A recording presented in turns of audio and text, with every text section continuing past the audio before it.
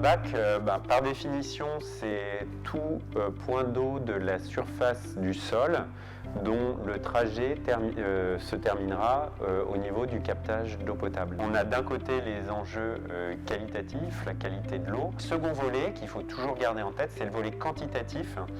C'est-à-dire qu'il faut exploiter les ressources de façon durable.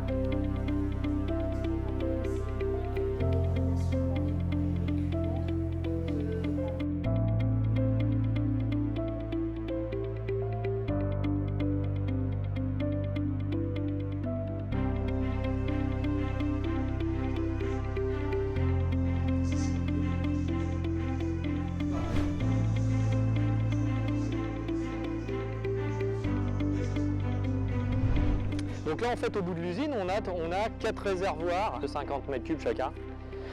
Donc l'eau brute, l'eau de lavage, les eaux intermédiaires et les eaux sales qui sont tout au bout.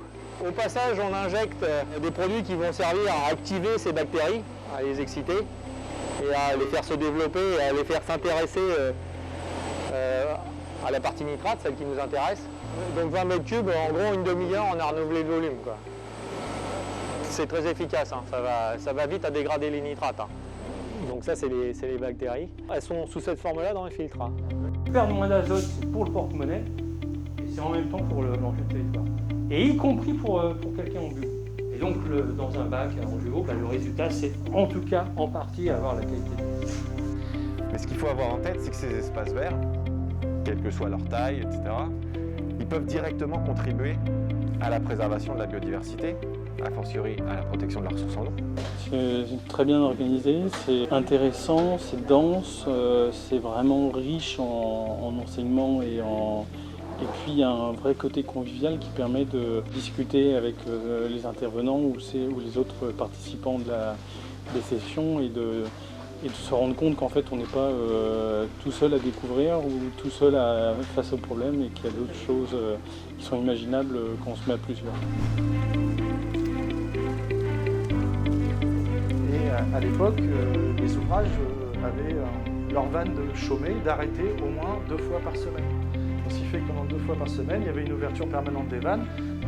Et là, on avait une libre circulation possible des poissons. Puis les urodèles, donc c'est le terme scientifique. Cette mare-là, on la suit de près quand même depuis 2007. Et si on ne fait pas un entretien régulier, tout de suite c'est envahi, quoi.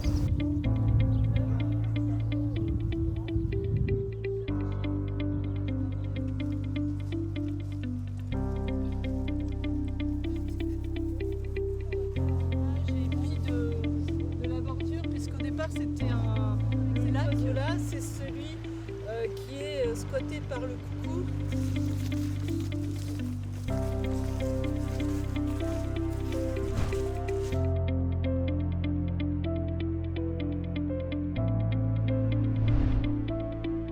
Le cycle de l'eau est un des cycles en fait, du vivant les plus touchés par le changement climatique. On a une tendance linéaire de l'augmentation de la température. On voit qu'on a une évolution des températures pour les jours où les températures dépassent les 25 degrés.